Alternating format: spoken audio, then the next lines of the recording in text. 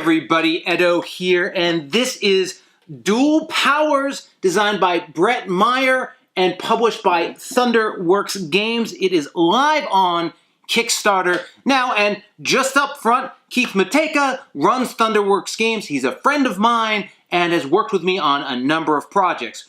However, we work together because the guy's a great designer, a great publisher, and has incredible taste in games. And he didn't design this game, but he published it, and I can see why he did.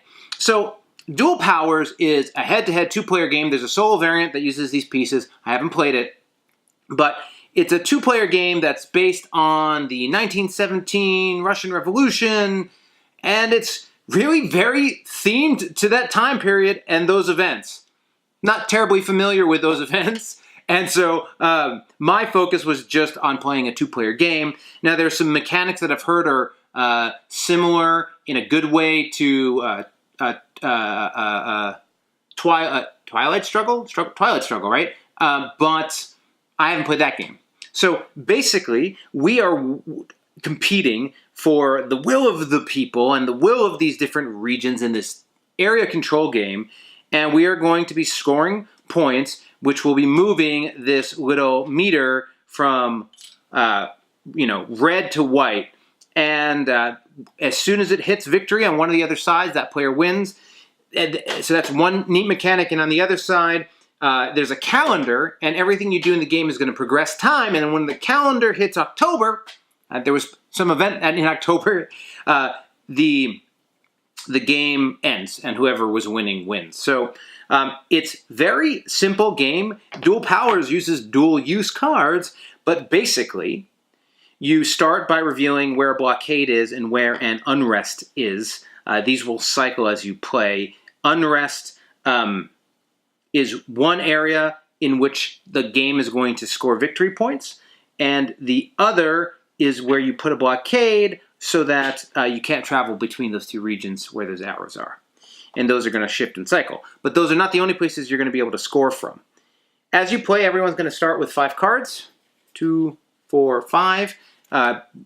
Dual power cards, and then you'll have your leadership cards. And I guess actually put white over here and red over here. Right now these are different values, but same special ability cards. But perhaps I understand that that will, that's maybe being adjusted, but it works just fine the way it is. And what you're going to be doing, firstly, is in the bottom all, so these cards have place a unit of a certain power or do a special ability. And they all, the stronger the unit, the weaker the ability. The stronger the ability, the weaker the unit. But also in the corner, they have hidden objectives. And the color is the region that is going to be, scored. And the value is how much it's going to be worth. Oh, and the unrest region gets more valuable as the game progresses, which is what's over here. And you can get points or ability. But so, each player is going to pick one of these hidden information I've set it aside. So I now know a region that's in play that you don't know.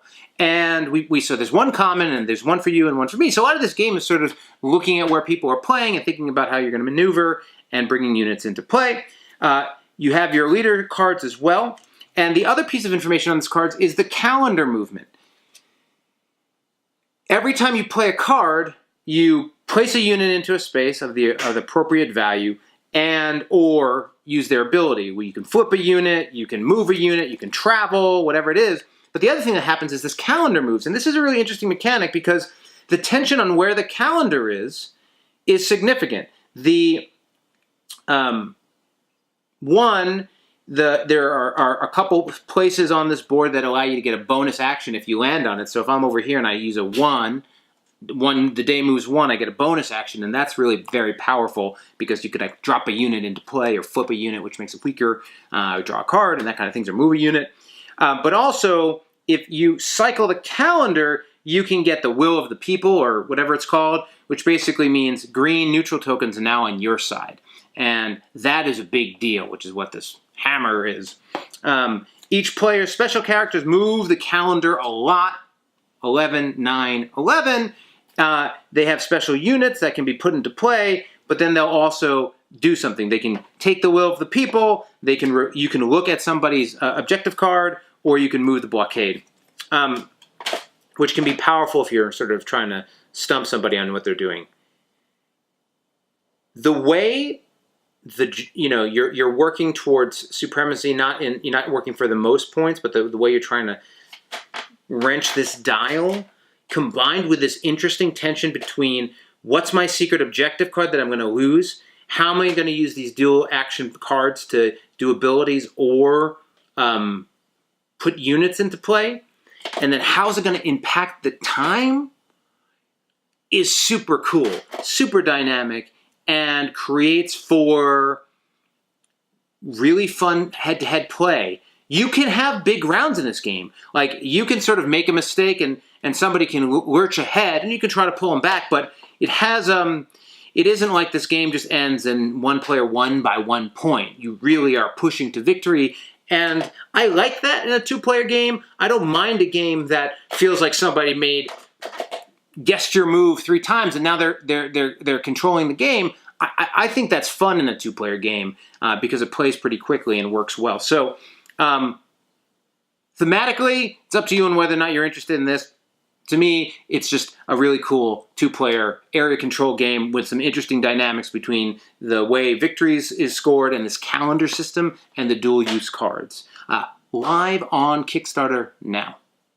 Hey everybody, Edo here, and thanks for watching Gaming with Edo. Reviews over here on this playlist, League and Insider videos over here on this one. Subscribe, share, all that good stuff. But most importantly, play some great games. Thanks.